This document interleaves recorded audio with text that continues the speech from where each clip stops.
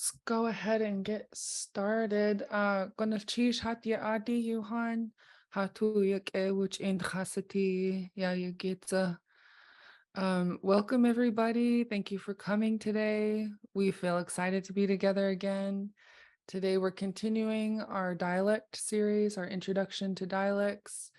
And very excited, our guest speakers today representing Yakutat, the Yakutat area, are Dahutsu Judy Ramos and Kach Kai Mantur. They're Kwashki Kwan, and I'll let you two take it away. I'll go ahead and let Kai do his introduction. Tu sigui chosatini Chlusku choe chan kutlanik a duchsach chut ka chutsati pa chutch ayachat ikaha ka surchai Siska hit a hidi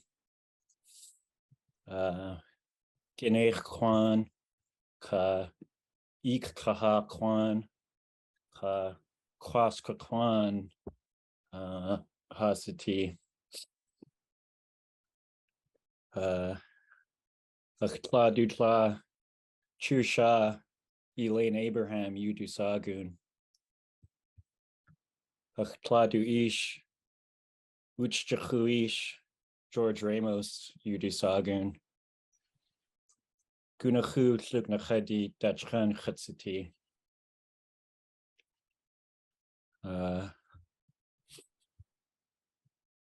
Suach Sai Ikaha Ka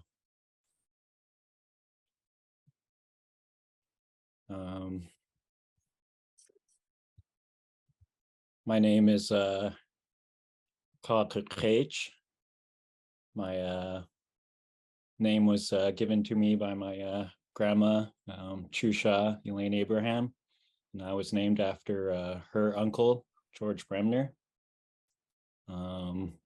And the name Kakukh is, we believe, actually a combination of Lingit and Iyak.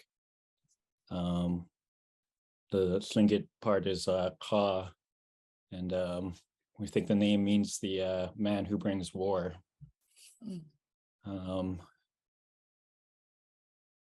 My grandmother was Chusha Elaine Abraham of the Owl House, and she taught me who I am and where I come from Yakdat.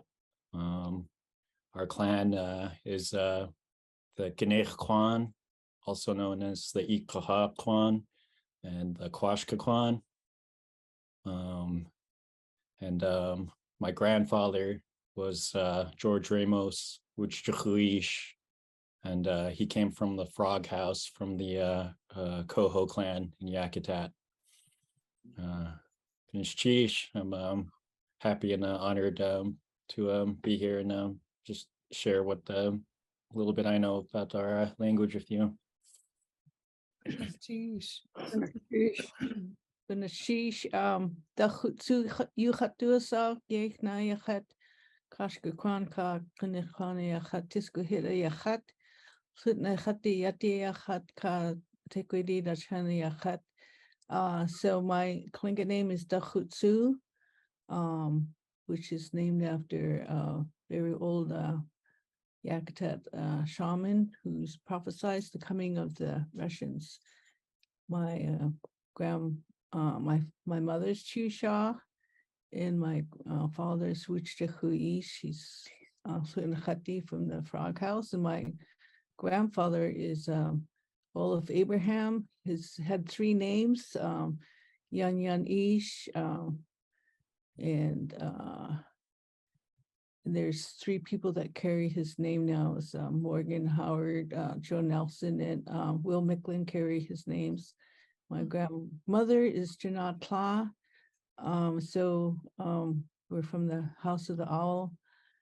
And my grandfather, I think he had two houses. I think it was the Golden Eagle in the drum house. So I just wanted to thank me for allowing me to speak to you. I have quickly kind of put together a presentation, and I might have errors in there, but there was not a lot of information on the Yakutat dialect, but my son's going to play after me a little story that he recorded with my mother, his grandmother, Chusha. So we wanted to say that I'm still a language learner. I'm learning Tlingit and Eyak, and my son spent a lot of time with his grandmother learning Tlingit from Chusha. So hope you can see my slides, just a couple of slides. Yeah, we can see him. Okay. So this first slide just shows some of the people who did research in the Yakutat area. Frederica de Laguna and her under Mount St. Elias research. She did a lot of research just on all different parts of our culture, but some of it was linguistic. Dr. Krause, he did a lot of work on the Eyak language, which is also in the Yakutat area. Jeff Lear did work with my mother, so he has quite a few notes from my mother and then some other information that he worked on. So I'm mainly going to just focus on Story and Nash, who did a really old paper on the Yakutat versus Angoon dialect.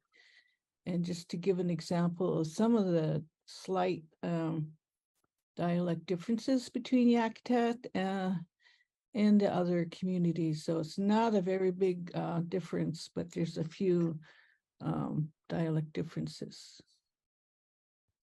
So this is the from the Alaska Native Language Center archive, and it gives what the information is from just a couple of pages on major differences on the Yakutat dialect that was written in 1967, and the link on that. So there's more examples in there, but one mentioned ahead was the vowels between Angoon and Yakutat. So Angoon would be CKD and Yakutat SAKD. For Angoon, for Junwu, we'd say Jinwu. And there was more examples, but those are a couple of examples that I recognize here. She mentioned something she called a closed front V for long and short. And so there's Angoon would be Disya Mukhi or Diska. So we'd say just with a G, Jishkabu Khedi. Close friend would be Dech, and we'd say Dich. Sorry, my spelling. I just quickly threw this together. Oh, you okay? Any other comments, Guy? No. Okay. I'll just go through, and if you have comments on there. So another one she mentioned was unrounded V for Seattle, Ina, yeah, and we'd say yak. And for potatoes, kunz versus guants, we say guants. And there's more examples in that paper. She mentioned another difference, which is V preceding a word final W extra long.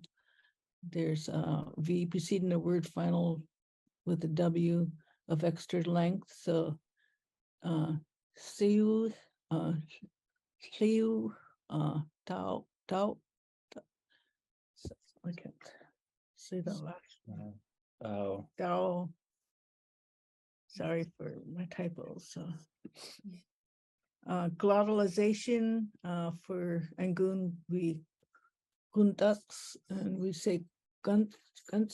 Gunstas, I think. Hmm. And some changes in symbols, syllables. Guacan. She mentioned it. Guacan or Gucan. Hmm. Or deer. That yeah. That they so we would drop the A, I guess maybe in the Actat dialect. Yeah, I remember my grandma telling me a lot of our nouns or words were shorter than the ones in like Angoon and down south. Huh. Shortened a lot of words. So we're gonna play a song, a story that Kai recorded. And I don't know if you wanted to make some comments on the story before or after. Just said this was a story my grandma gave me to give me encouragement. We were really close, and I was named after her favorite uncle, George Bremner, who passed away when she was a little girl.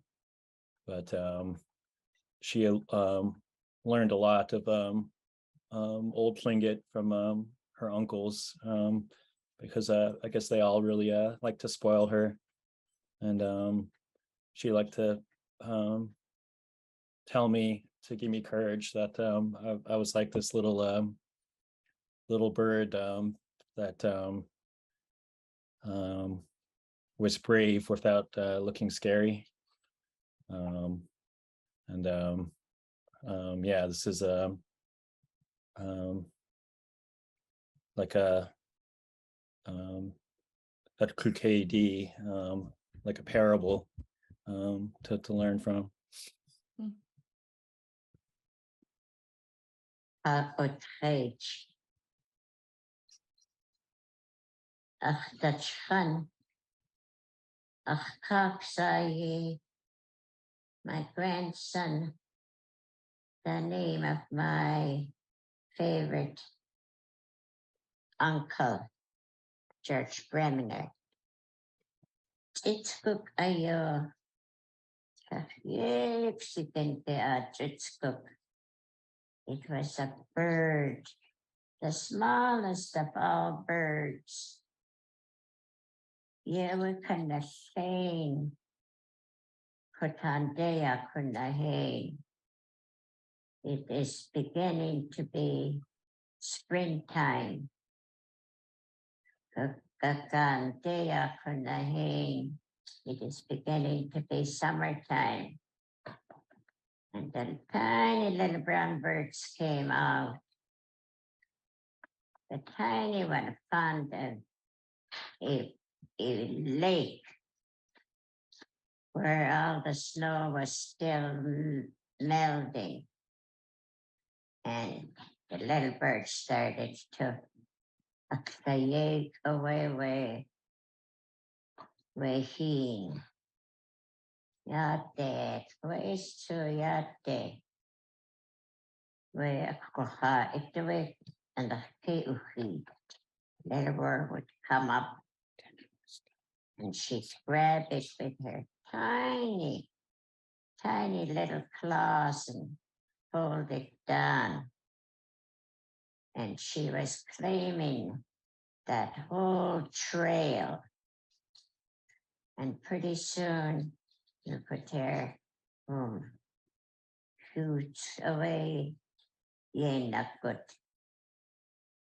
Hoots away, ye shooting. The brown bears coming down. Just woke up from hibernation in the winter time. Big, it's coming down that trail. And the little bird kept aksahan of yate, to yate, and yet to walking his way, plate. Sometimes push that snow around until a worm would jump up She grabbed it with her tiny little claws and pulled onto it. Just really proud of herself. And the brown bear says, "Hey there," with food saying, "Hey there, another, another, hey there, move, move, that way, from in front of me, move." Right, it's cook. Yes, it's cook. The tiniest of the birds kept looking for her worms in her lake, her puddle of mud. She called her lake. She keeps on doing it. And pretty soon the brown bear said to her, "Ikayente kokkosyas. Ikayente kokkosyas. I will step on you. I will step on you." And now the tiny little bird looked up at him, looked at his eyes, and he said, "Ya an ushtak yakan hasatsekri, hawe shakot hatkatanage." I am the proudest when I am kicking the universe from winter to spring. In other words, she's calling the challenge of the brown bear, the mighty brown bear. And she's challenging it. And back to her work again, pushing the muddy water this way and that way. And the brown bear said, "Ikukwatatse, I will bust you open." And the little bird says again, "Shakutkutanage, shakutkutanage." I'm so proud of myself. I am so proud of myself. Yeah, let's say free. When I kick the universe from winter to spring, that's our age ko. What is your strength? The brown bear said, "I can crush you. I can step on you." And the little bird said, "Ha kuna ok hati satse free." The little bird gives a challenge. The tiny little bird, "Try and stomp me." The brown bear charged.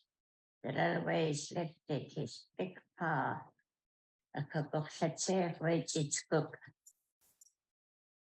Just as his paw came down into the teeny away, the little bird flew into the brown bear's anus. It's gone for a while. The brown bear was probably looking for it and walking in circles.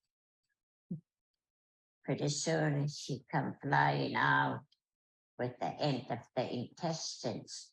Tick, tick, tick, tick, tick, tick. I am very proud of myself when universe, on pick off that I can pick the universe. And here it is, maybe 1 inch tall with tiny little feet. Yet that was the strength that conquered a brown bear. They used to tell me those stories at night. All of you used to tell it to us. Sunny. Yeah, You stop it there. So Kai can make some more comments about the whole story. Yeah. I guess I remember grandma telling me that it was that little bird's power or role to bring the springtime, and that the natural world doesn't change from winter until springtime, until that little bird decides to come out and eat. And I always really love that idea of how tiny but powerful that Chiskuk is.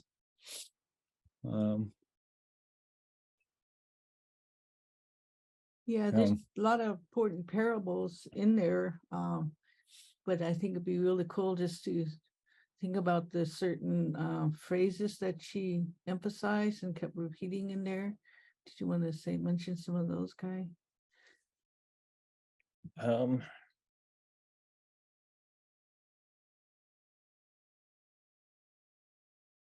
Probably have to listen to it over again. Just the perspective of the bird too, like the puddle is the lake, appeared to be like a lake to the bird, and then just the power of the bear, he seemed to think that he could just step on her, but she was faster and quicker and than the little bird, and just it's amazing to think the little bird having such a lot of power, so. It was Smart really way. relevant to my grandma when they would tell it to her, because my grandma was always a tiny person, like a super short. But when she was a tiny little girl, she was spoiled by all the giant takeaway D men of Yakutat that were her uncles on her father's side. She was like the most beloved child of the Takeaway D clan in Yakutat.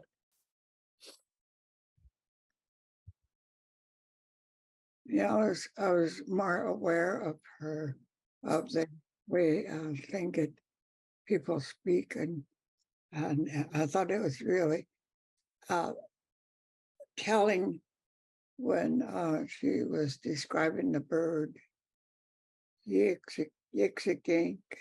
It's not just Yixigink, but Yixigink, which puts more emphasis on the size. Yixigink. Mhm. That was really clever. Yeah, she was a good storyteller. I loved that. I love the way she did that, the emphasis. Yeah. Another thing that was cool I thought she did was for you to learn language. I could tell she was repeating phrases. And to me, that's a challenge when you're telling a story, to be able to tell it in English, tell it in Tlingit, and then repeat the word. I was like, wow, she was really good. Yeah, she started the first Tlingit language classes at Sheldon Jackson at the University of Alaska in Anchorage. She taught Tlingit language there. She started the first Tlingit and Haida work at Sheldon Jackson College when she was there. May I ask again? I know I asked you before, but what was her name and clan? It's the same clan as us, and her name is Chusha, which is actually Eak. And just to note, our clan name, Koshk, is also Eak. Yeah. So if we say Koshk, which is Humpy Summit, and I think in Southeast they call it Chos,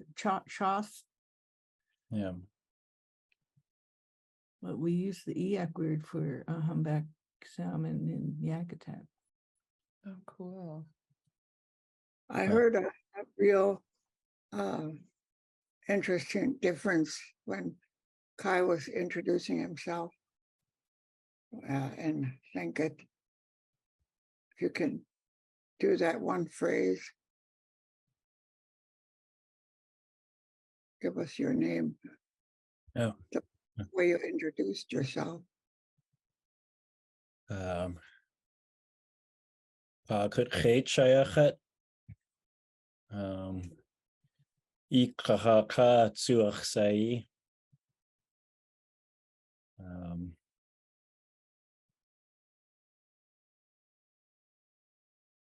Achlisku Chowe Khan Kuslanig Aduchsach Ka Khatsati Yakdat Dach Inech Kwan Ka Ikaha Kwan Ka Kwashka Kwan Khatsati Tsisku Hit Achiti Tladusa Chusha Yudusagun Akhladuish Uchjahuish Yudusagun Gunachu Sugnachati Dach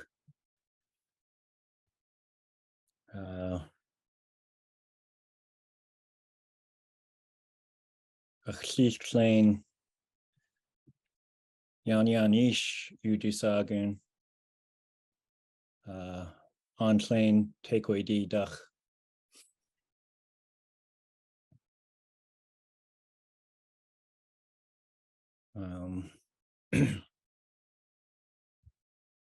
My names are Hakrit Khech and Ikaha Ka. My grandmother is the one who taught me who I am and where I'm from. I'm from Yakdot. My clan is the Kinech Kwan and the Ikaha Kwan and the Kwashka Kwan. And Owl House is my house. My mother's mother was Chusha. And my mother's father was Huchjakhuish from the Shugnachari, the dry bay Shugnachari. And my great grandfather was Yan Ish Olaf Abraham from the Onslain Takeaway D in Yakutat. It's sheesh. Yeah, I kind of hear a difference, and I don't know if it's just your accent or what in Yudusagun. And I think you say Yudusagun. But that's one of the differences I heard.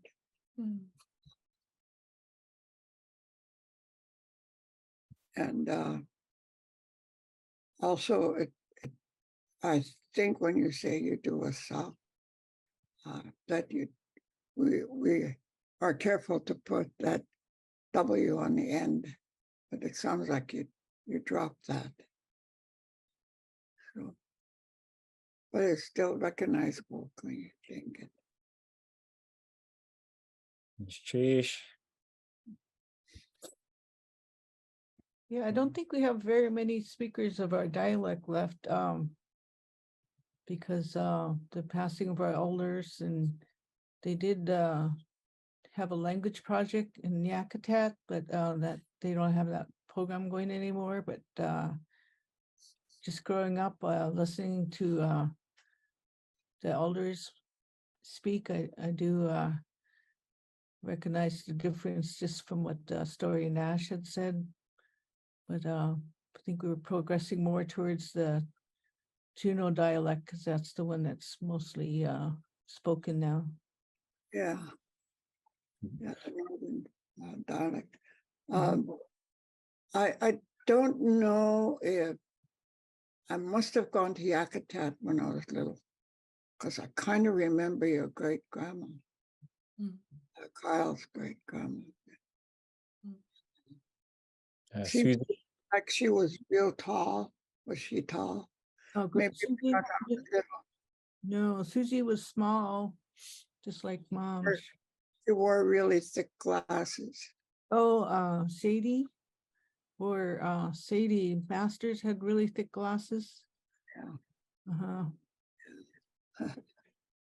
that's my sister's namesake. Uh-huh. Yeah, I kind of remember her speaking. Yeah. One thing you can really see the difference though in the dialect, and I hope I can find it to share with you guys, is my grandma translated that speech by AP on Lingit oratory and the fish hooks. And it we shorten our words so much compared to that dialect. It's like the speech almost becomes like a whole line shorter. And I have it written down, but I can't find my notebook right now. But when I do that, I'll send a picture of that to you so you can compare it to the original speech, because it is almost a couple of words shorter, because we shorten our phrases or our words so much, I think, in our dialect. Yeah, that's noticeable to me. I think it's wonderful to hear it and you sharing with us. Gonna cheese. Sheesh. So the only other thing that pops in my head is we adopted a lot of those Russian words too, like chashka for a cup, Hmm. chayu for tea, Hmm. and gudan for horses. Huh. And then we had a bunch of Russian words we adopted. Yeah, Oh, good. they That tried comes to from- occupy our land and we burned their fort down. Uh-huh. I didn't know that Gudon came from a Russian word for horse. That is so cool. Yeah, we say gaudan. Mm. Mm. So yeah, I know we had to borrow some words and to tell us what things are, pigs and different introduction of different things. Yeah. And in the 40s, they forced us to quit. So we quit making up new words. Mhm. So the language almost died at that time. Mm. So there's no way we can catch up now. In Yakutat too, when someone says Gunachish, sometimes I hear them say Yechayati. Mhm. Is that unique to Yakutat? Oh, I didn't know it was, but everyone said that. Yeah. No, I think it's not a Yakutat thing. It could be. Yeah. It's how I learned from my grandma and Grandma Lena and um, Grandma Nellie too. Mm. So yeah, all the Yakutat elders would say that when I was a kid. So cool. Can you say the word for deer again? Oh, Guacan. Guacan. Mhm.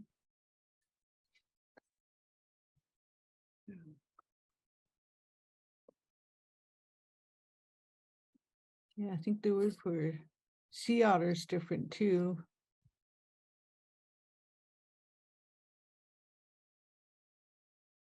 We also have the recording you sent of Wushtichuish. Would you like me to play a little bit of that? Sure. Okay. Mm.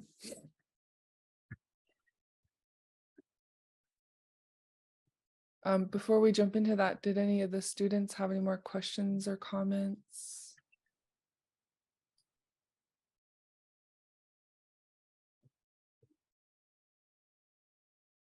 Goodness, Cheese.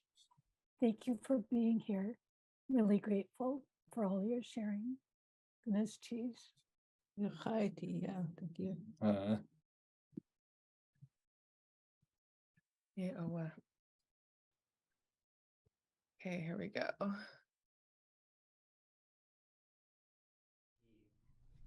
Ya kunach away ausaku hasingit yuchatam.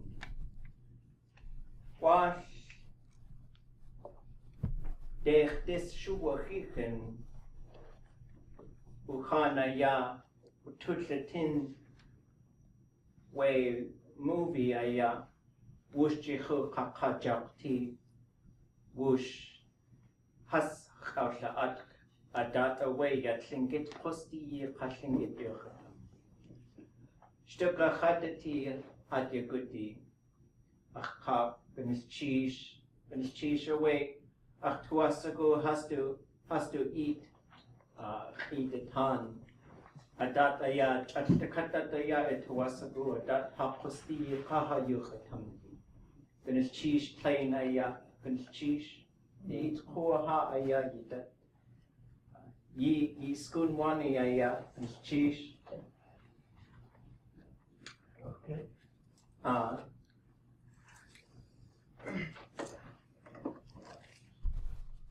Toasi kugana shishi sakai anyakhi.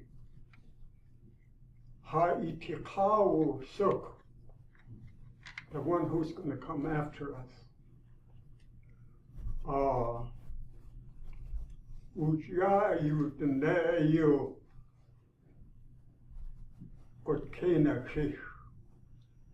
The respect between the two clans is slowly disappearing. If you were born in the year that I was born, you would have learned it. I'm going to speak English and Tlingit because I'm sure that most of you are not thorough with the Tlingit language. I feel sad about what happened here. I am one of the scholars for Alaska. When they have a problem, they call a meeting of the scholars. And we try to teach them what happened a long time ago. In my home, Yakutat, there was still a respect due to when I was born, when I was small. I can tell this whole thing in Tlingit. It would confuse you as you go along. But when I was 4 years old, my mother decided that we'd leave Yakutat and come to Juneau. And I started school in Juneau, 6 years old. The school, as maybe you know, the Indian village. Right by the NB Hall, there's this house which got all kinds of totem poles and stuff in there. That was the school that I started in. And 6.5 years old, my mother said, well, you gotta go home. You gotta go back to Yakutat. And I remember the day the boat came in, Alaska steamship came in, and I climbed up halfway to the mountain, up to that where the train used to come across with all the rocks and stuff. And that was the crusher. Crush all those rocks and take the gold out of it. And then these And there, take it out in the bay, and this great big scar would turn over like that when they pull the plug in. After it goes down, then they pump it out. And I used to stand there and watch it. But my mother told me that I had to go to Yakutat. And in a way, it was one of the great blessings in my life. Because my uncle was 14 years old when he danced in Sitka. What happened is the governor of the state of the territory of Alaska said there will be no more dancing, there will be no more hot lectures. Right behind him, not very long, I guess it was the missionaries that told the governor that there will be people coming through here to teach the way you have a God. And we found out that our way of living, to know that there is something above us, the Spirit above us in them days. And we rendered it. But it wasn't long after that the Bureau of Indian Affairs came in and built a school. And you used to get punished for speaking Tlingit around the school. I know firsthand, because after I went to the BIA school and back to Yakutat, I too was forbidden to speak my language. And the next time you got caught, you got whipped with shaving strap, leather. And if you got caught again, then you went down to the stock lane to chop wood, all after school was out. And the shed didn't have any lights in it. I remember that very well. I will never forget it for my whole life. But I kept speaking with my language, Tlingit, because my uncle was very traditional, hot jaw. My Tlingit name is Wuchchuhuij. And if everybody had a rope, if we had a rope here and everybody held on to it, that's what it means. You hang on to it. But after my uncle died, they gave me 2 more names because of what I had accomplished. I was the last one in Yakutat who grew up in his uncle's house. And my uncle, like I told you, is very traditional.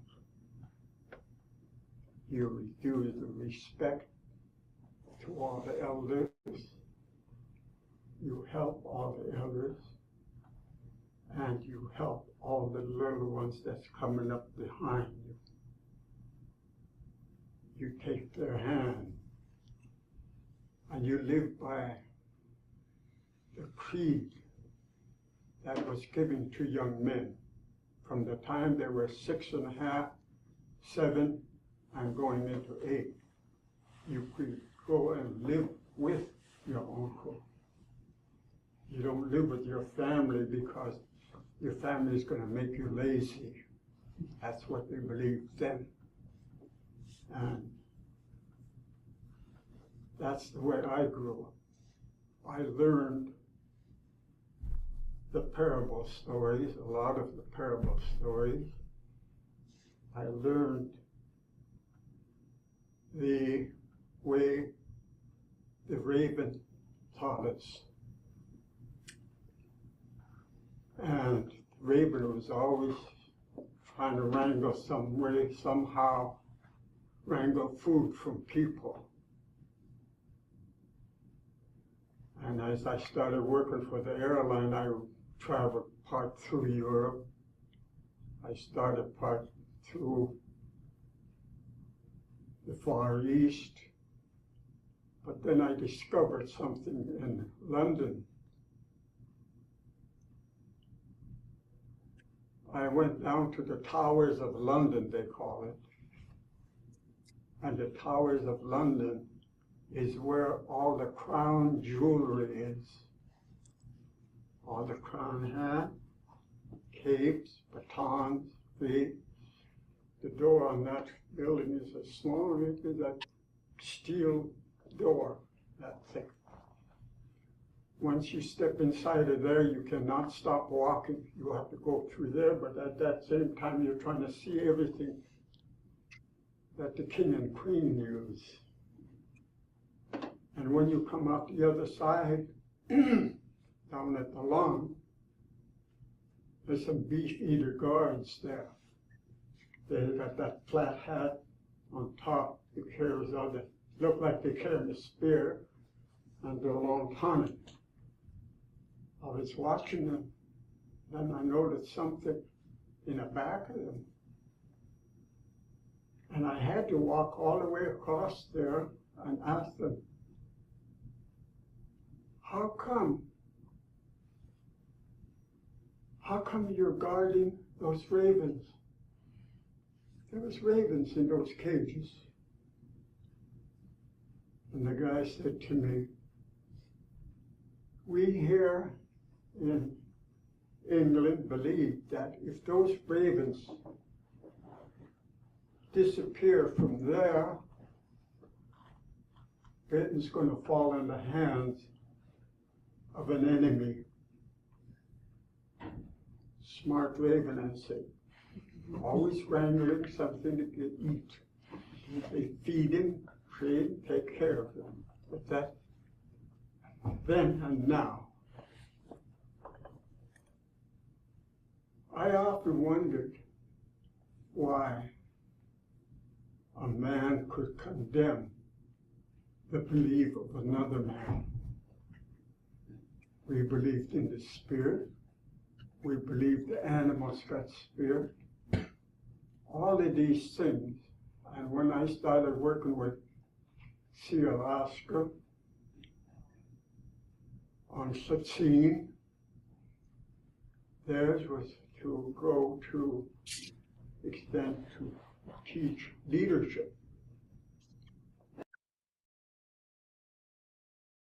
Okay, I'm going to pause it there, but since we were talking about language and keeping our language going and fluent speakers, I do like hearing the words of Wushchihuish and his determination to keep speaking Tlingit. I think his story was very powerful, and for me, it just brought home a reminder that this is something that happened in our history, outlawing our languages, and Gonna Chish for sharing that recording.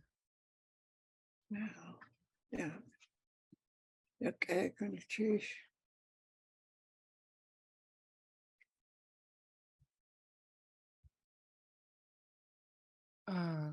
Ahutsu, did you want to add anything for that, or would you like me to play the other recording that you sent me? No, I just wanted to mention that he didn't tell us the story about the punishment he received. I didn't grow up hearing that story, but only when we started the language revitalization project in Yakutat did he share how he was punished, and that's led to him not teaching the language to his children. That's me and my brothers and sisters, but I think about that as a little boy, how they would whip them for speaking the language. And now that, we are learning our language again, all that culture that's part of it and the stories and everything, that's been my mission, is to document the oral history, is what I've been doing in my life. So that's very powerful to think about, how this loss of our language could affect our culture. So thank you. Yeah, I think the studies that they're doing now about Native and Indian children that were in boarding schools. But those of us that attended BIA schools, like your dad and a few others, we went through a lot. The punishment was almost the same as they did in boarding schools, or even more, because they it was like they had a time schedule and they had to really force us to quit speaking the language. I was kind of glad when I finally got out of the primary grades, because by then they didn't punish you that greatly. So it was bad. I tried to offer my story, but they weren't interested because I didn't go to boarding school. As a young person, I went to boarding school in high school. Yeah, even if you spoke the language on the playground, somebody reported you, you were still punished, to speak in the language on the playground. So, and as a consequence, I grew up hearing the language, but I didn't speak the language. So, yeah. It was so easy to, you don't hardly think about it, because we all played together and we all spoke the language and we all teased each other with the language. And that got us into a lot of trouble, the teasing we did.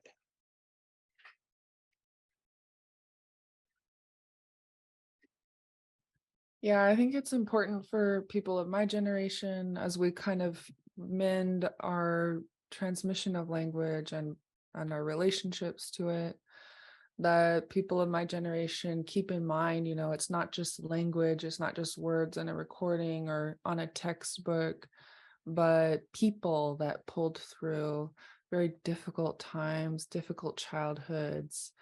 And so that's something I always keep in mind when we learn language. Think about the people and their relationship to it. I do have to say that I really admire the old people. As things were introduced by the white people, they came up with names for what they saw. So it was really great, because that can be added to our language. And it was so clever. And I try to figure out why there's a pattern for certain things. I finally kind of figured that the words that end with a double A is things that does some kind of work, but it takes a human being to make it work, such as hita or kukwa or kuhita or hasha. All those words like that ended with a double A, and I was a pattern that I caught and can't figure out, why they named it when certain other things were called at. So, there was a method that they used, and I wish we could have learned how they came up with it. Mm, But it's exciting. yeah. Yeah, the examples they mentioned, so knife, that's thing that cuts, correct? Yeah. And then kuhida, thing that draws.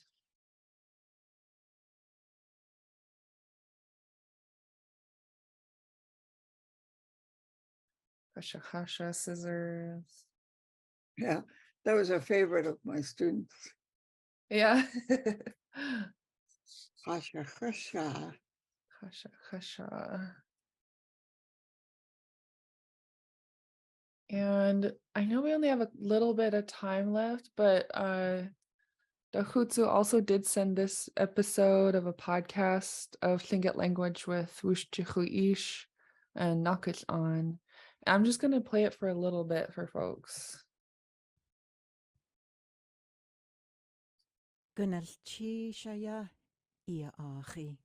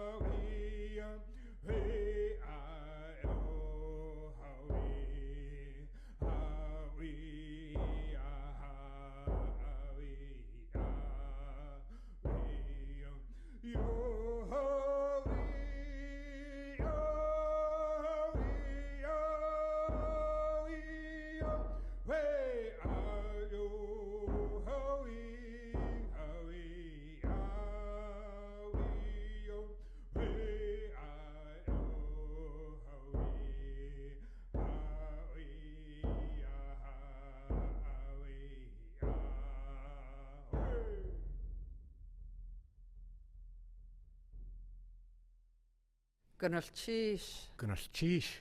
Gunalchish. Gunalchish. Gunashish, welcome to the show. Kithgansi Hinodikya Ang. Place of one's own is my name in the Haida language. We're broadcasting from the historic Cable House right here in Sitka, Alaska. You'll also hear the voice of Robbie Littlefield. At the top of the show, we heard the Haida National Anthem. That was Gujau singing the Lyle Island song. In this episode, we're going to hear a conversation in the Tlingit language between Hans Chester and George Ramos. This was Okay, I hate doing this. I hate cutting it off right when we're getting started, but I will include these links in the chat. We are at time. And before we part for the day, Dahutsu, did you have anything else you wanted to add in closing? No, I just wanted to remind, I work at the University of Alaska Southeast, and we do offer the free language classes. And so we want to keep our enrollments up to show how important learning our language is. So spread the word. We'll keep offering them free. So we're looking at innovative ways to keep the language going. So if you have any ideas of how we can innovate it, and we're looking at ways to, show gratitude for language learners. So Gunalchish for learning language. And if you know of anyone that wants to enroll in our classes, just let me know. So Gunalchish, thank you. Okay.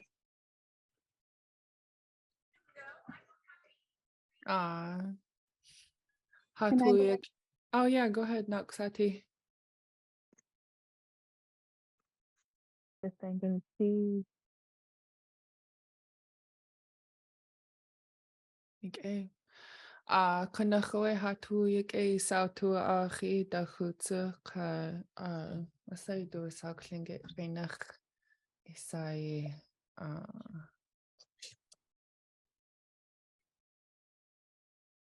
ka chutreich kunakoe hatu yik e kunachish ha inki nigi yukatangidat yakudat dach. Thank you so much for being here with us today. Thank you for coming to our class and for sharing about your language from Yakutat. And we'll definitely keep in touch. And thank you all for being here. We'll see you again. Gunatish.